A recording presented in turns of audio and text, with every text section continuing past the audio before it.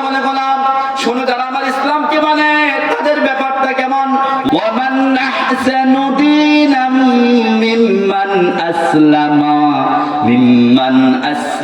ওয়াজহাহু লিল্লাহি ওয়া হুয়া মুহসিন ওয়াত্তাবা'a মিল্লাতা ইব্রাহিম হানিফা।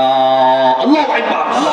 তার চাইতে উত্তম, তার ধর্মের চাইতে কার ধর্ম উত্তম? যে আমার রব একমাত্র আল্লাহর সন্তুষ্টির জন্য ইসলামকে গ্রহণ করলো, আল্লাহ বলে ওই ব্যক্তির চেয়ে উত্তম কোন ব্যক্তি আসমানের নিচে হতে পারে?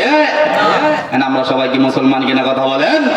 তাহলে আমরা কি উত্তম নাকি অনুত্তম? কথা বলেন উত্তম কিনা? আওয়াজ হতে পারে উত্তম। সবাই বলে নারে তাকবীর, নারে রিসালাহ। ইসলামের আওয়াজ শুনলে এখন পর্যন্ত আসতো না, যারা তারা আসতে পারে এভাবে আপনার হুঙ্কার দিতে হবে। আল্লাহ বললেন তোমার থেকে উত্তম যে আমি আল্লাহর সন্তুষ্টির জন্য ইসলামকে মেনে নিল।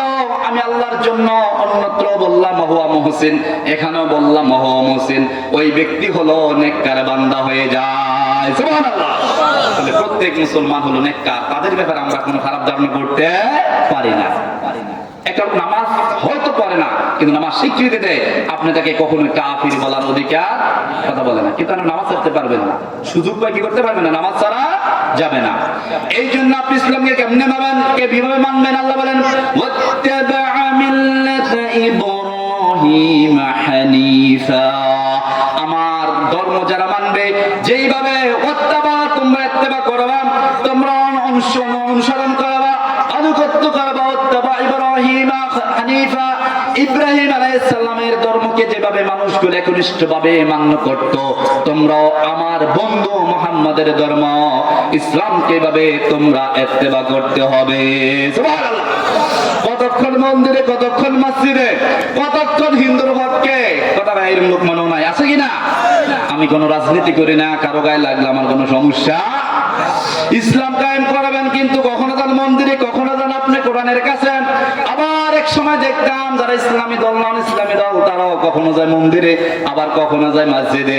একবার মুসলমানের মসজিদে যায় সব কিছু দেয় আল্লাহ, আবার কখনো কখনো হিন্দুদের পূজা মণ্ডপে যা কয় যা কিছু আইছে, এবার মা কালী দীর্ঘার কারণে আইছে ওরাই বলেন নাউজুবিল্লাহ।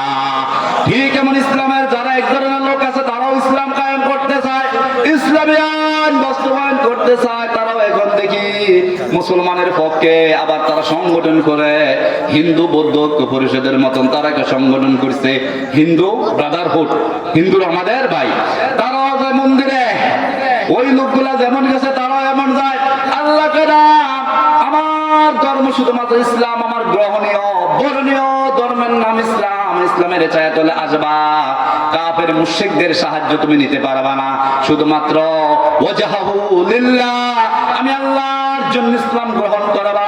আমি আল্লাহ ইসলাম তুমি প্রতিষ্ঠা করার জন্য যে একাও হও, তাও তোমাকে ইসলামের জন্য লড়তে হবে।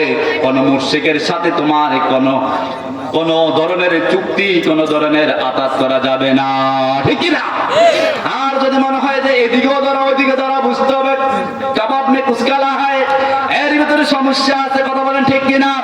ইসলামের লেবাস দেখেন সব জায়গায় ইসলাম লাগাই দিচ্ছে, রাজনীতির ক্ষেত্রে ইসলাম, ব্যবসার ক্ষেত্রে ইসলাম, সব জায়গায় ইসলাম। কয়দিন পর আমি চিনতে আছি মদের দোকানগুলোর ভিতরে হবে ইসলামিক মদ, এখানে পাওয়া যায়, বলেন নাউজুবিল্লাহ। আবার দেখবেন গ্রামের ভিতরে ধরো ইসলামী সংগঠন, এখানের ভিতরে ইসলামিক সুদি লেনদেন হয়, কয়টা নাউজুবিল্লাহ। ইসলাম থাকলে কি ঢুকা যাইবনি? কথা বলেন।